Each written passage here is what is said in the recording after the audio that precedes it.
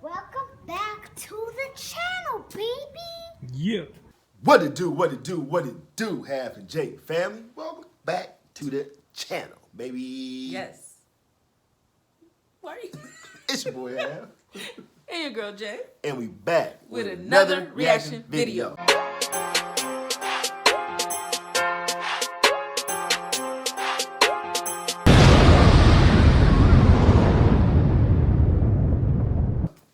All right, y'all. So we back once again in the building. We're back. And we appreciate everybody that pulled up on us real quick. Yes, indeed. You dig? I did. So yeah, we got some videos out there, man. We want y'all to go check them out whenever y'all get some time. You know, we know everybody out there busy doing their thing, but whenever y'all get some time and sitting down just relaxing, check out the video. You know what I'm saying? Y'all might like them.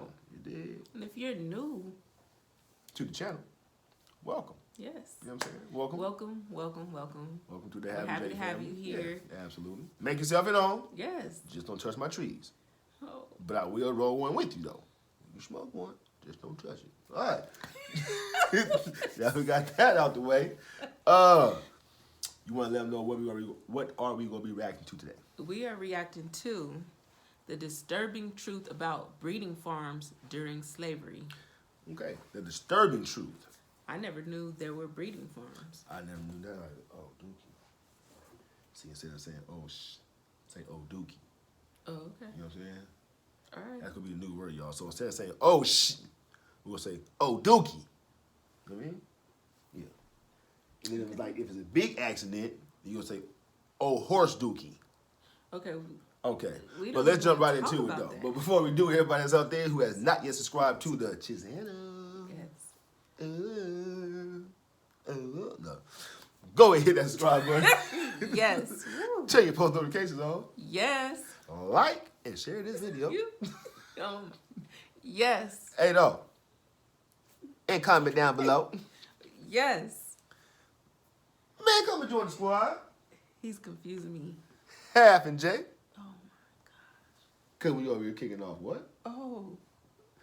Good vibes, baby. Good vibes. Boom. You are confusing me today. Y'all see that one? No, look at it. What is that? Boom. That's that big one though. That's that. After you shoot it, you know what I'm saying? Yeah. Let's get it though. Okay. Oh yeah. I need some money right now too. I will drop you off. The antebellum period of American history is characterized by disturbing slavery. Its entirely economic output was dependent on slave labor and the reduction of persons into property. Yet at the turn of the 19th century, the transatlantic slave trade saw huge opposition. Acquiring slaves was no longer an option for colonial powers, so there had to be other ways. Welcome to Bizarre History. Today we examine the story of breeding farms in antebellum America.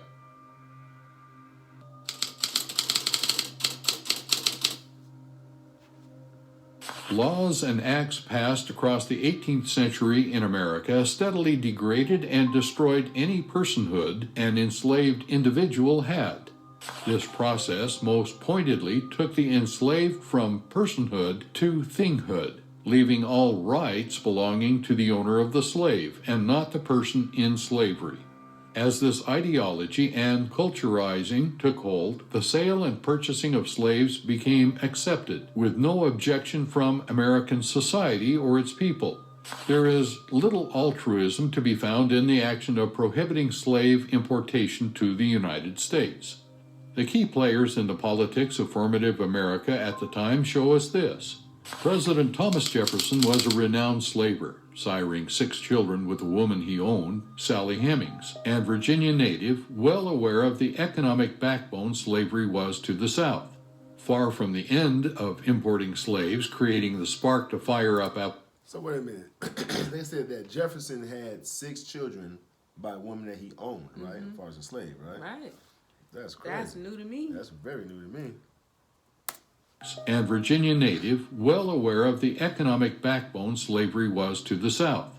Far from the end of importing slaves, creating the spark to fire up abolition, the decrease of external slave supplies meant the value of domestic slaves would rise.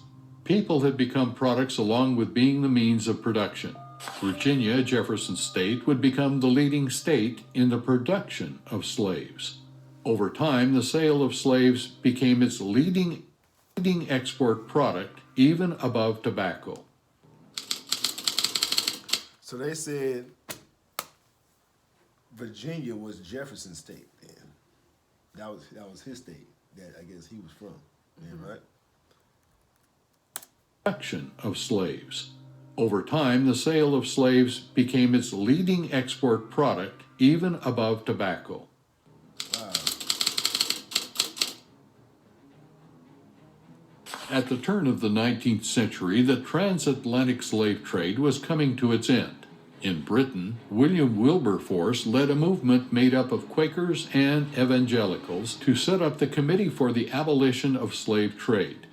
Come 1807, the Parliament of Britain passed the Slavery Trade Act, and the turn of the tide in colonial Britain increased calls for the abolition of slavery in America. At this time, the economics of slave labor and its produce was only growing in America. The production of sugarcane, cotton, and rice, particularly in the Deep South and Western America, were lucrative to the point of being viable political capital. Before the American Civil War, King Cotton was a phrase used to summarize the productive monopoly slave states had over abolitionist states in the North. This importance of cotton economically had secession states convinced there would not even be a chance of war with northern states. Yet, in the layered, complicated history of the United States, at a time when slave labor was at its most profitable for America, Congress and President Thomas Jefferson supported calls for abolition. From 1808, importing slaves to America was prohibited, as the cotton engine was invented and its production and demand for labor only rose.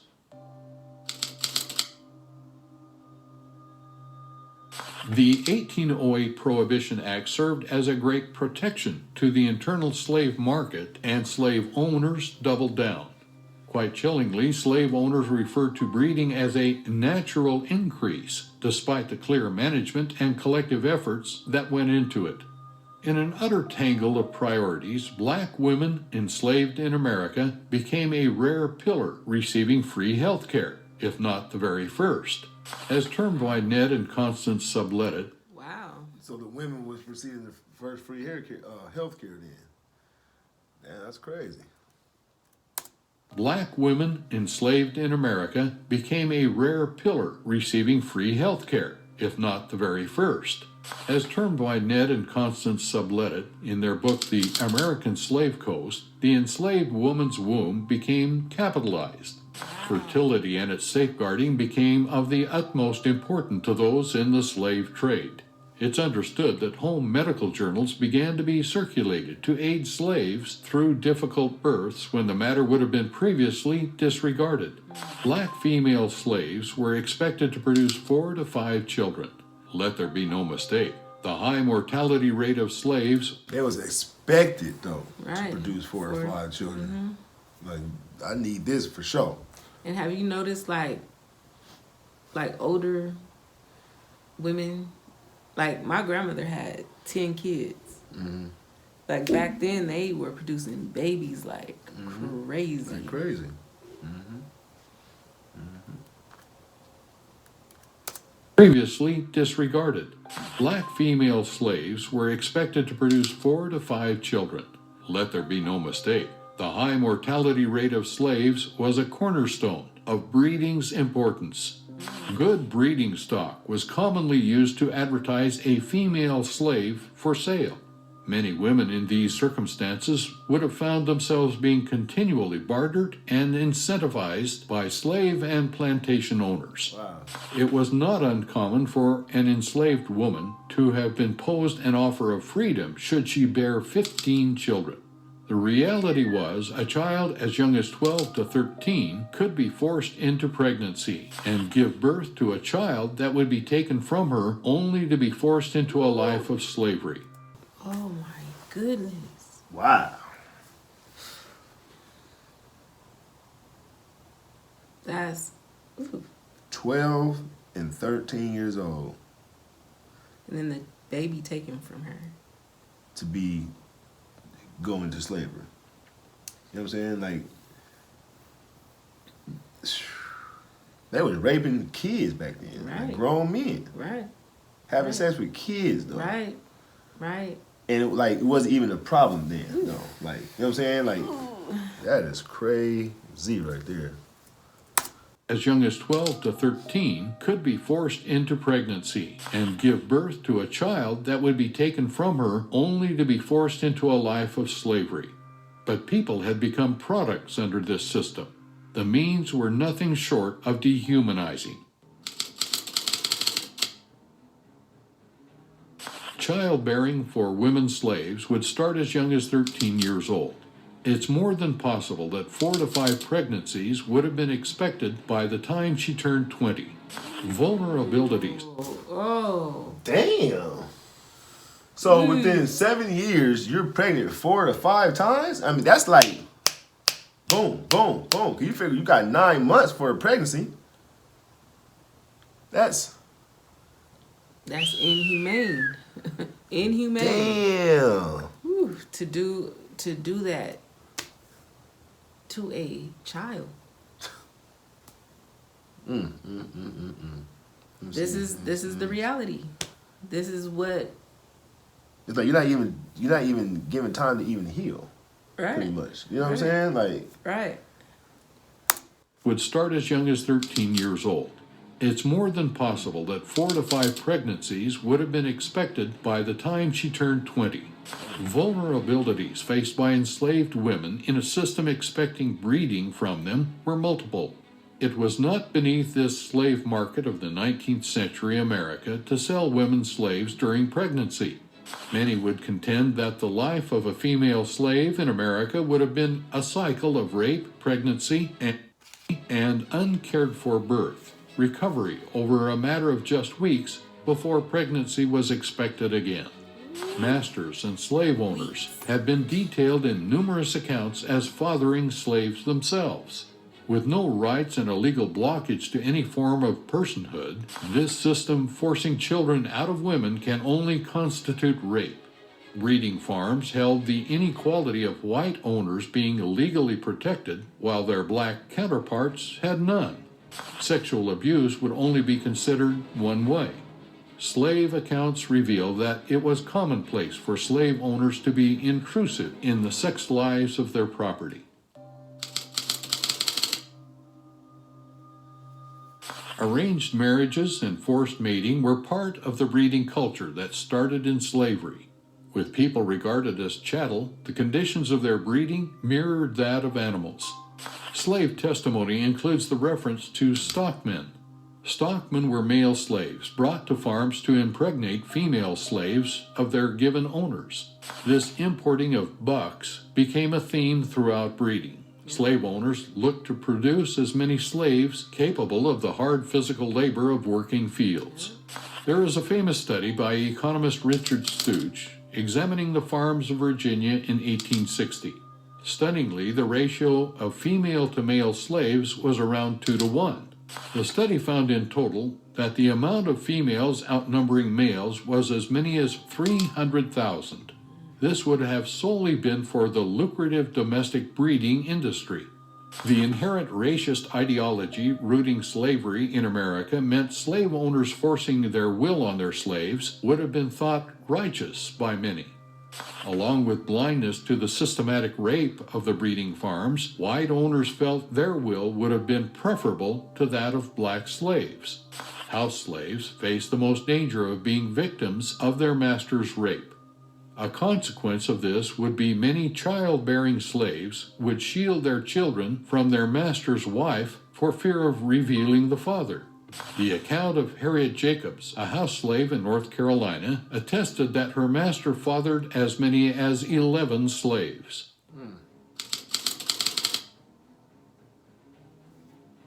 None of this factory breeding and abuse was for anything other than the reinforcement and strengthening of profit. Accounts include those in the slave trade remarking at the profitability of their breeding farms. A Virginia slave trader declared that the use of enforced breeding policies had brought him 6,000 slave children to sell over a calendar year. Thomas Jefferson is alleged to have boasted that Virginia's capital raised 4% every year through the birth of black children.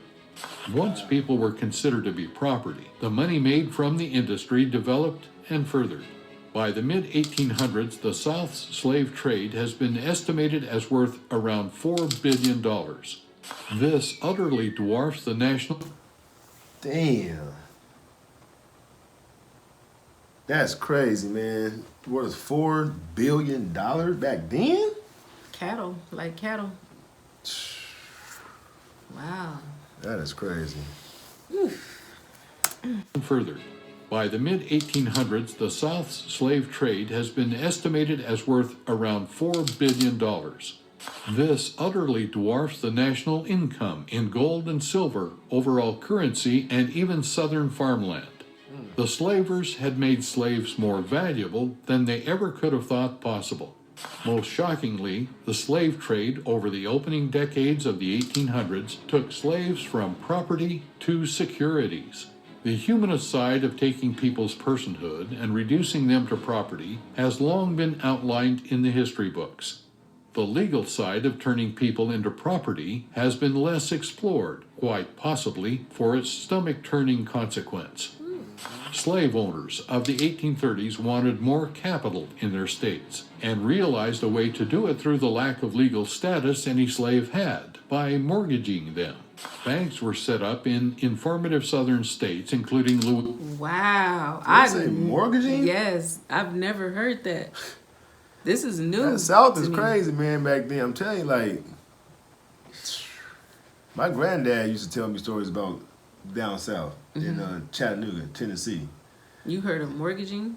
I never heard of mortgaging, you know what I mean? But I'm sure my granddaddy had heard about that, you know what I'm saying, back in them days, especially when, you know, his dad and stuff like that, you know what I mean?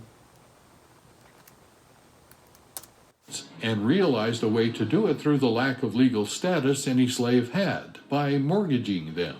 Banks were set up in informative southern states, including Louisiana and Mississippi, where slaves were mortgaged as properties to the banks. These mortgages were repackaged into bonds that could be sold globally. This meant many over the world where slavery had been outlawed were profiting from bonds backed by their value. In a sardonic twist, arguably the That is insane right there.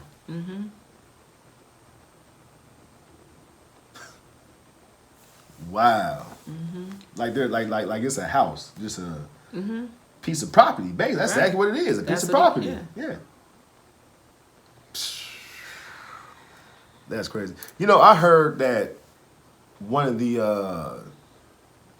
old owners of the Clippers, that used to own the Clippers, I think I heard somebody told me that he was talking about some racist stuff. That's the reason why he, you know, actually got, you know, lost the franchise or whatnot. But I heard that he had said that he looks at today as slavery also.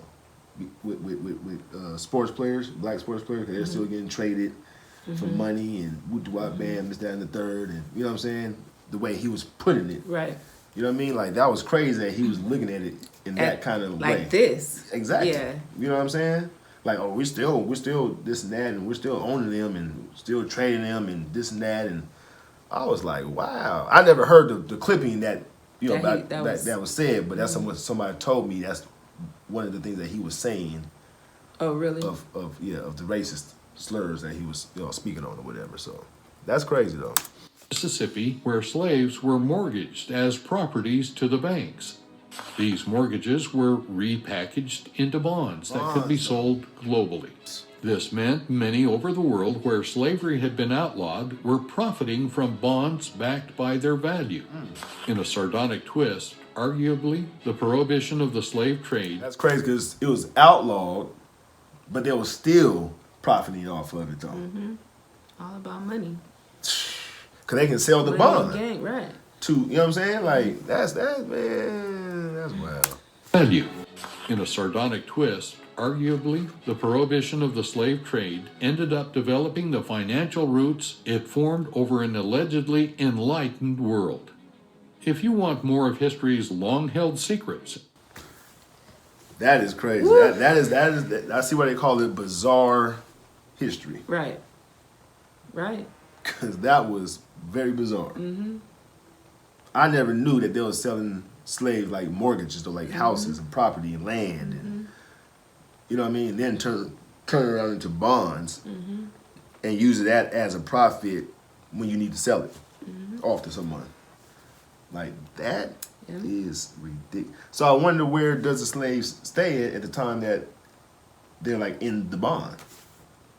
You know what I'm saying? Like they have a housing for them or something like that, or No idea. since that's crazy, man. This is all new Yeah, new that's news to me. Definitely news to me. You guys comment down below if anybody that's watching this knew about this. You know what I'm saying? If you guys are educated about it, because Jay and myself definitely didn't have no idea about that was going on. That's why I lean this way, so we can continue on Right. with educating ourselves, because it's important. Important to know. It's important to know It's absolutely history. important to know. And it's kind of like, to go back to say, like, we're all connected in some kind of way. Oh yeah. You know what I'm saying? When you watch We stuff are. like this, we're all connected in some kind of way. You know what I mean? Like, it like, when you really, really go deep with it, like, I can be standing next to somebody of a white color that I may have some of them in me from their ancestors from way back. That, you know what I'm saying? Right, With some of the same bloodline. Exactly. You feel what I'm saying? Like, that's crazy when you go that deep and think about And it like that. I do want to do an ancestry absolutely. test. Oh, that's what I meant to tell you. Somebody emailed us and told us that about an ancestry. I think they said that they'll do it for us. Really? I think so. Yeah, I gotta look at the email. Oh, you gotta look at the email, because I really want to know, because a lot of people ask when Because they was asking about your dad. Oh, really? They asked, have you found your I dad haven't yet? found my dad. I'm not even, As since gung-ho doing as YouTube, would. Right. doing YouTube is like therapy for me. Right. It really is. Right. But I do want to know what percentage of, You are. because my boys, when I gave birth, the nurses were asking me if their father was part white, because my boys have colored eyes and have a lighter skin complexion, and people in my eldest son, when he went to school, a lot of people were asking him, was he biracial, when his dad is African American. So I do want to know, because my grandmother, my uncle, because you my get your aunt lighter had the complexion light from eyes. somewhere. Well, You know what I'm saying? they're like, No, but like I'm saying, pale. no, what I'm saying is, but you get your light complexion from somewhere down that in line. the bloodline, somewhere. yeah. You know what I'm saying? Right. It comes from somewhere. Somewhere, You know what I mean? So, but it would definitely be interesting to do. I think that's what we should do this Christmas. And reveal it to our family. Yeah. I really want to know. That'd be cool. So yeah, we might look into do that. So y'all comment down below. Let us know what you think. Y'all think we should do that, man. I want to do it. Yeah. Or just let us know if you want to know the results on camera. Right. Because I'm so curious to know. Right. All right. So anything else you want to add? No, because we've been making our videos like long Absolutely. lately. Absolutely. So let's jump to some shout outs. Right. Okay, first shout out goes to, oh my Yeah. Oh, first shout out. Oh my goodness. First shout out goes to OJ's 99 Bronco. What's up, OJ's 99 Bronco? Shout out to OJ's 99 Bronco, man. What's going on with your man, Champ? Shout out to you. Hope you definitely enjoyed that reaction, man. Comment down below. Let us know what you thought about If it. it doesn't fit, You must have quit. second shout out goes to Fishing in the County. What's up, Fishing in the County? Fishing in the county. What's going on with you, man? Fishing in the... I'm not even... Are you fishing in the county jail?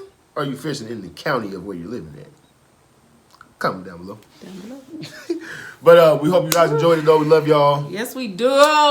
And always make sure you guys go out your way To have yourselves a amazing day. Yes. Matter of fact, a majestic day. Oh, okay.